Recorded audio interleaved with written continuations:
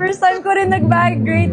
Para Ganda ng sa bag promo. mo, ha? Ay, thank you. Nag-ipon ko para sa bag na yun. Gulat nga ako na talagang pinag-ipunan mo siya. And to Yes. think, no, parang the first time nagulat kami na nagka-cellphone kayo, matanda na kayo. Oo. Now, nagulat ako na pati yung bag mo, talagang pinag-ipunan mo. Usually, di ba, parang it's so easy to get it from your mom, right? Yes. Pero actually, your parents taught us that if you ever want anything in life, we just have to work for it. That's really the secret to life, is to just work for it. Ilang buwan mo pinag-ipunan yung bag na yun? Isang taon na, Miss MJ. Isang taon na.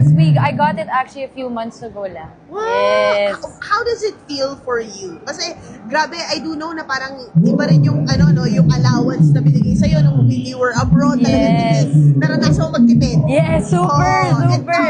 And now, so ngayon, yung kinikita ng TF mo, Yes, hindi mo po. rin talaga, ina-invest mo.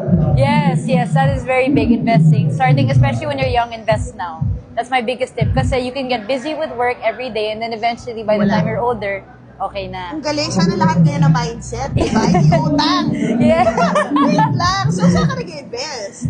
It's a property, of course. Syempre Oo. naman, property, that's one. Of course, your stocks also. Tapos may crypto pa.